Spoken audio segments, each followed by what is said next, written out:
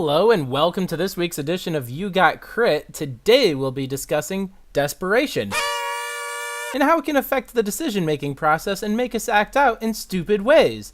Today our case study will be addressing Sony and their newest movie, Venom.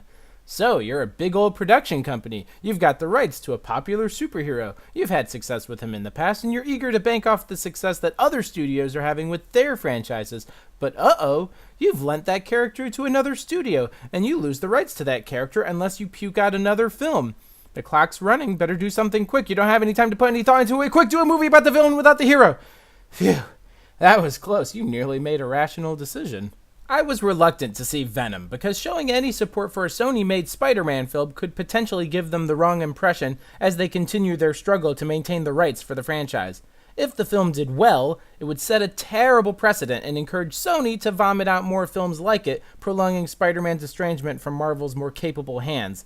And let's not neglect the fact that a film starring your hero's arch-nemesis without the hero is utterly stupid. That's like having a Joker movie without Batman. Oh, they're doing that too? God, where's the sense in that? There are simply some things you can't have without the other. Listen, I enjoy nacho cheese, but that does not mean I want to slurp it down exclusively. It needs some chips to go with it. Furthermore, revolving your film around the villain is problematic if you're trying to get your audience invested with your character. Cue the fanboys chiming in. Hey now, it's not a villain, it's an anti-hero. His bread and butter is being bad and being good.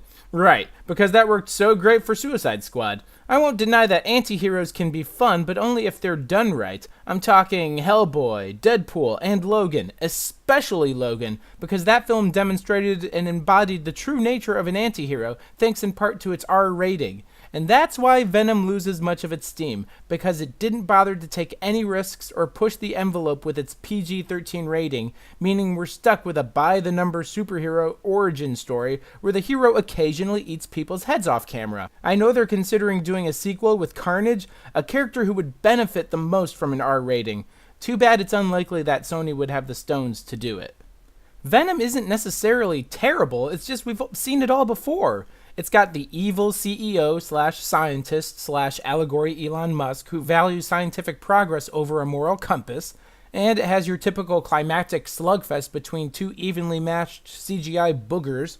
Yet despite myself, I discovered I was enjoying the parts where Eddie Brock, played by Tom Hardy, conversed with the symbiote in his head. I mean, despite being out of character for what is supposed to be a malevolent and hateful space alien, it was a fun dynamic to watch play out.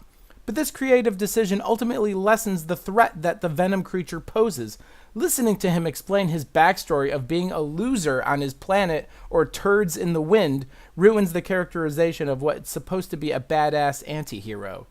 To summarize, the film has a slow start, taking approximately 30 minutes before the stars align and we finally get the pieces in their places so the movie can finally begin to Venom. Then there are a handful of cool action sequences, but really a majority of the action is quick cuts and rapid camera movements that's incomprehensible. Fundamentally, Venom lacks any sort of wow factor or edginess to justify its existence as a standalone film. With an R rating and an appearance from the friendly neighborhood Spider-Man, this could have been Sony's Logan, but they missed the opportunity and acted out in desperation instead. Venom, you got crit. Hey, thanks for watching. I hope you enjoyed that video. Please like and subscribe if you want to see more videos and reviews like that. If you have any suggestions for reviews you want to see, feel free to comment below. You can also follow me at YouGotCrit.tumblr.com if you want to see some older reviews and some cartoons of my own design. And thanks again.